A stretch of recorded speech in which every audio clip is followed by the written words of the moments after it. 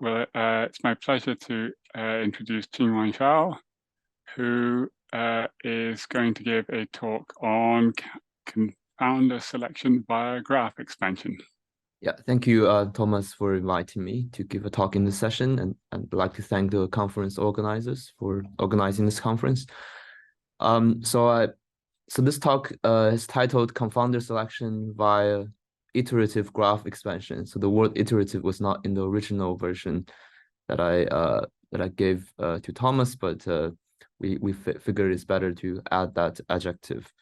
So this is based on two papers. One called Confounder Selection Objectives and Approaches. This is a review paper we wrote last year with Richard Guo, who just gave a really nice talk on a different topic, and Anton Rask-Bondberg, who was a PhD student at Cambridge. And the second paper is a paper Richard and I just archived with the same title as this talk. What we're proposing is an iterative procedure to select confounders, and this is a simple illustration of how it works. So suppose we have an underlying causal graph that looks like the diagram on the left. This is commonly known as butterfly bias because of the shape of the diagram. And the typical problem here is that you have to condition on B because it's an immediate common cause of X and Y. But once you condition on B, it opens this kind of collider path X, C, B, D, Y. So you have to additionally condition on C or D. So for this particular graph, this is how our procedure works.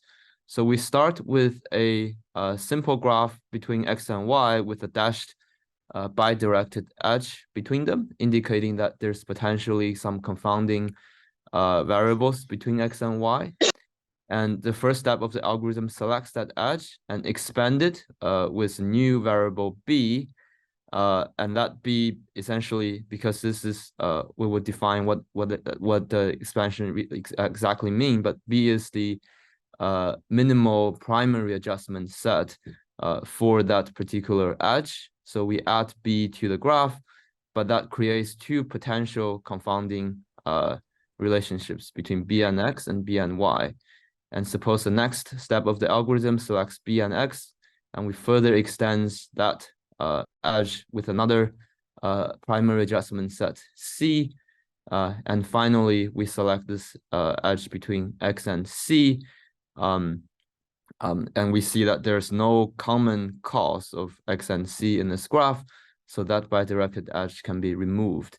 So we end with this graph in which X and Y are not connected by bidirected edges. And then we can claim that B and C, this set is sufficient to control for the confounding between X and Y. So this is basically how the algorithm looks like, and the rest of the talk I'm gonna briefly review the literature and then give you a more sort of in-depth look of this new approach. So confounder selection is arguably the most important task in observational studies, and somehow also not very systematically studied, perhaps. There exist many criterion and methods, often loosely stated and sometimes ill-advised. So this is an example of comes from this well-cited review paper by Austin in 2011. It's basically claimed that there are four potential choices to consider as a set of confounders. You can use all measured baseline covariates. You can use all baseline covariates that are associated with the treatment assignment. You can use all covariates that affect the outcome. This is what Austin referred to as the potential confounders. And you could use all covariates that affect both treatment assignment and the outcome. And this is what Austin referred to as the true confounders.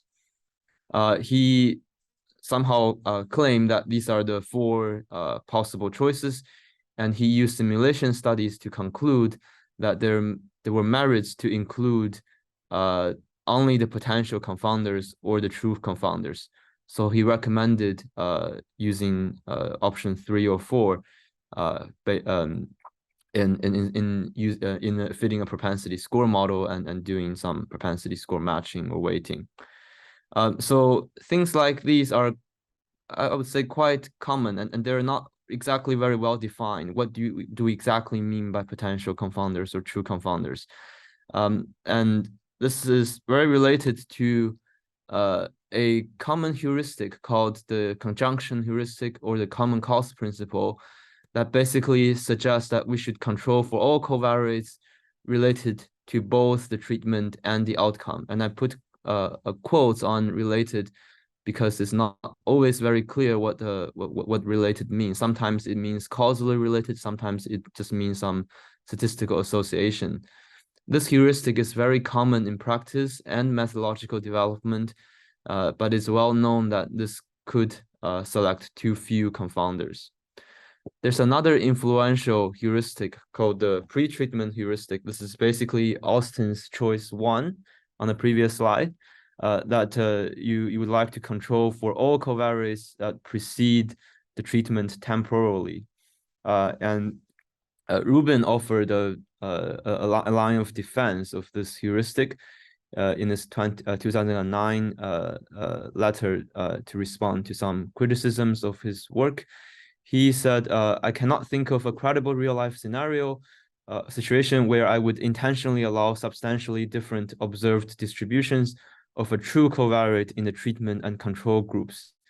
But there are certainly some counterexamples from graphical models, and the famous example is the M bias or the butterfly bias that I've shown you at the beginning. There are some graphical approaches to confounder selection. The most famous one is perhaps the backdoor criterion by Pro, which says that you should use a set of covariates S that contains no descendant of the treatment X, and it should block all backdoor path from the treatment X to the outcome Y. I'm including some notation below that we were using to describe these two criteria. The first one basically says there should be no directed path from X to S, and the second one says that for all those kind of backdoor path with an arrowhead into X, these paths should also be blocked by S. A limitation of the backdoor criterion is that it requires full structural knowledge. Essentially, you need to know the entire graph, the causal graph, other than potentially this edge between X and Y. Maybe you're not sure if that edge from X to Y exists or not, but you need to know everything else in the graph. There's another sort of graph-based approach called the disjunctive criterion, which says that you should, if you start with a set of covariates such that at least one subset of that set as controls for confounding, then you could use those covariates in S that is a cause of X or a cause of Y. This paper by Van der Wiel and Spitzer showed that that subset controls for confounding. A limitation of this approach is that verifying this assumption could be as difficult as the task of confounder selection itself. I would like to end this section with a small discussion on the definition of confounding. So it's quite easy to define what no confounding means, but surprisingly difficult to give a positive definition of confounding. If you go to the dictionary, it says confound means to confuse or very much surprise someone so that they're unable to explain or deal with a situation. So basically anything such that a statistical association and a causal effect is different, that can be broadly called confounding. But of course, in the causal inference literature, confounding usually means spurious association due to common causes. So there's another paper by Van der Wiel and Spitzer that reviewed several notions of confounding variable, aka confounder. And they showed that none of the existing notions satisfy two desirable properties simultaneously. That is, if you control for all confounders, then you can control for confounding, and each confounder in some contexts helps eliminate or reduce confounding bias. So none of the existing notions at the time would satisfy both these properties. And Vandervelde and Spitzer did provide a new definition. I'm going to skip this one because it's a bit long and convoluted, but just to note that this is very difficult or almost impossible to use in practice. So going to our approach, one of the conceptual difference between our work with what we just reviewed was that we focus on confounding path instead of confounding variables. I'll make this more precise in a moment. But for now, I'm just first going to introduce the basic setting. That is, we assume there is a cyclic directed mixed graph that describes the causal structure of all relevant variables. And these are graphs with directed and bidirected edges that has no directed cycles, so no feedback loops. Directed edges basically means direct causal influences, and bidirected edges means existence of some latent common causes. And this is very much what economists call endogeneity. So we don't assume the graph G is known, but we assume we can make repeated queries about certain structures in the graph G. So you can imagine there's a meeting between a statistician and a subject expert, and the statistician might ask the expert, what do you think there may be some, whether there are some other common causes of these two variables? And the statistician can ask those kind of questions, and the subject expert can give their honest opinions. And this is a repeated conversation. This is not just a single question, but actually a long conversation that may involve even some revision of some previous answers. So to describe our approach, we have to discuss what latent projection and M separation means, because the proposed graph expansion approach is essentially trying to invert the process of latent projection. So here I'm going to introduce a new notation, this squiggly line, that means a path or a walk in a graph with no collider. So no part like this with a colliding arrowhead into a single variable on that path or a walk. So we say a cyclic directed mixed graph, or ADMG, we stick with that model because it's quite convenient, because of this property that it is closed under latent projection. What that means is that if you have an ADMG on a large set of vertices V, and if you project it on a smaller set, V tilde, what it means is that if you think about those variables in a difference as the latent variables, as the unmeasured variables, then you can get a projected graph onto the smaller set V tilde in this way, that all the directed edges in this new graph corresponds to a directed path in the larger graph that's entirely via the latent variables U. And the bidirected edge in this smaller graph, in this projected graph, corresponds to a bidirected path between A and B in this larger graph that's entirely via this latent variable U. So ADMG is closed under this kind of latent projection operation, and it makes it very suitable for causal modeling, because we worry about latent variables all the time in causal inference. Another useful concept is M separation. This is an extension of Pearl's celebrated D separation, and it basically says that in this kind of relation, that if you have an M separate M-separated relation in the graph that that implies a conditional independence relation between the corresponding random variables. And the M separation here means that there doesn't exist any path from A to B such that every non-collider on the path is not in C, and every collider on the path is in C or has a descendant in C. So if you're familiar with D-separation, this is a straightforward extension of that to mixed graphs. And it is well known that M separation is preserved by latent projection. So this kind of relation, M separation in the projected graph is equivalent to M separation in the original graph. Okay, so that's a technical slides introducing a lot of notation and previous work. And going to our work, we have the first thing we did is to trying to define what our goal is. That is to find sufficient adjustment set.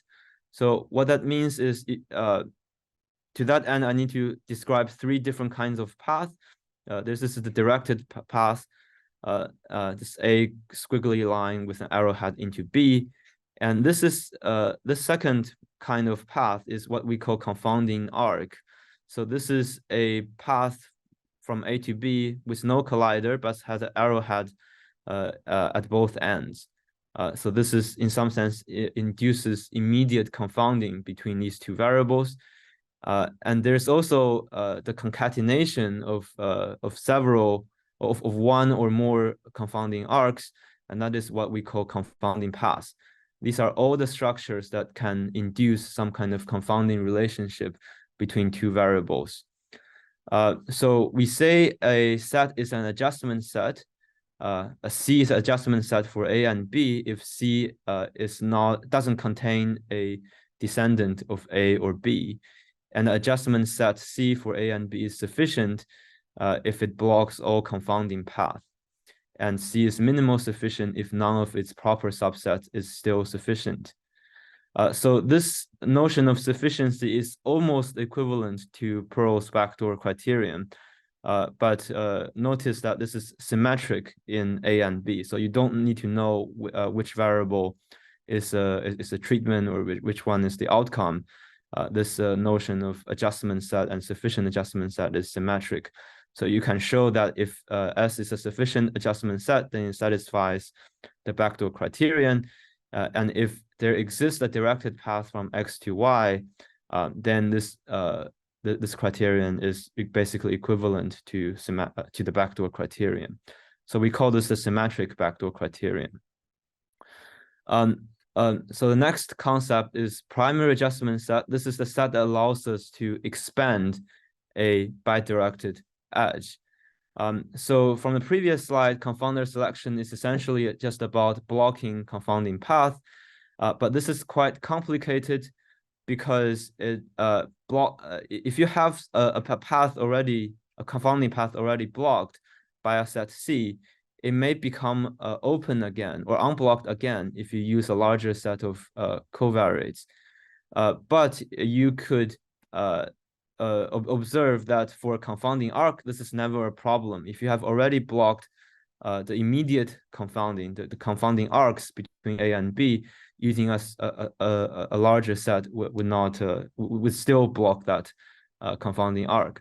So this motivates us to block one confounding arc at a time instead of trying to block all the confounding paths. So regarding this, we call a adjustment set C for AB a primary adjustment set given another set S if the confounding arcs between A and B are blocked by S and C.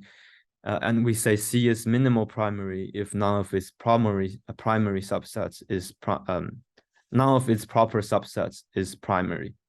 I'm gonna skip this lemma that gives a description, gives some properties of a minimal primary adjustment set.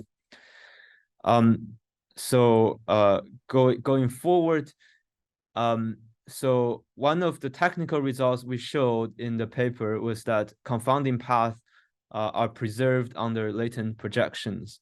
So confounding path is essentially a kind of M connection. And you can show that if A and B are connected by some confounding path given C in a larger graph G, then they must also be connected by a confounding path if we project it to a smaller subset that contains A, B, and C. And in particular, if that smaller subset V tilde is exactly A, B, and C, you can show that in that case, this all the confounding paths are just a sequence of bidirected edges. So this tells us that all the confounding paths between A and B are blocked by C if in the latent projected graph on A, B, and C, A and B are not connected by bidirected edges. Or in other words, A and B are in different districts. So this is a very simple criterion that is equivalent to the symmetric backdoor criterion and is quite useful for verification. I think I'm a bit short on time. Let me quickly explain this iterative graph expansion procedure, and I may not be able to go through all the examples that I hoped. So this is the main procedure that we proposed in the graph. You already see a version of it with the example I gave at the beginning. So the main procedure is this program called this procedure called graph expand, which the input contains the working set of potential confounders S, and some bidirected edges that we know are that exist between S and X and Y, and some bidirected edges that we know that don't exist between S, X, and Y. So if X and Y can be connected by bidirected edges using those edges that we know certainly exist, then we know S is not, then any superset of S cannot control for confounding, and we can return. If we know X and Y cannot be connected by bidirected edges, by those edges that we know may exist, so these are all the bidirect edges, possible bidirect edges, subtract the ones that we know that don't exist. Then from the district criterion from the previous slide, we know this S controls for confounding, and we can add this S to the set of sufficient adjustment sets and return. If we cannot make a decision based on the information we have already, we select an potential bidirected edges in the graph, and then we try to find primary adjustment set for that edge and expand the graph. So we try this with every primary adjustment set we can find, and we try to even not expand that edge at all and add it to the bidirected edge, the set of bidirected edges that we think do exist. And this is an iterative or a process, and this we can terminate the program eventually because because we often assume these graphs are finite. So the version I presented you here is a recursion algorithm. It's shorter to present, but there's a more flexible and efficient version to implement this using a priority queue. And how much time do I have left, Thomas? I think you're at time, basically. So okay, so I have to skip this example and refer you to our paper, which gives you an illustration of how this algorithm works with a concrete graph. In particular, in this particular case, it will return two adjustment sets, which includes the only minimal sufficient adjustment set as the output. I'd like to conclude with a theorem that we showed in the paper, that this procedure that I just described is both sound and complete in the following sense. So soundness means that if every time the primary adjustment set that was returned by this subroutine, or is essentially these are the primary adjustment set found by the subject experts, are actually correct. They are indeed a primary adjustment set, then every element in the output of this program will be a sufficient adjustment set. Completeness in this context means that if every time the user or the subroutine find primary will be able to return all minimal primary adjustment sets, then this procedure will return all minimal sufficient adjustment sets. So it's essentially what this all about is that we can reduce the task of confounder selection to iteratively applying the steps that you enumerate all primary adjustment sets for a selected edge, and then expand the graph with each primary adjustment set. It provides a systematic way to solicit domain knowledge about endogeneity or confounding, and crucially, it does not require causal structures between the adjustment variables. So we don't need to know whether S1 causes S2 or S2 causes X1 between the adjustment variables, which is quite convenient. And this does not require full structure knowledge or even a given set of observed covariates. So in another paper by Rubin, the title was that for objective causal inference, design trumps analysis. Although Rubin has always been very critical of graphical approaches, I think he definitely has a good point in this motto that design is often more important than analysis for observational studies. So more generally, I think I view this as a first step to understand how can graphs improve the design of observational studies. Thank you for the time and attention. Excellent. Very interesting, provocative talk.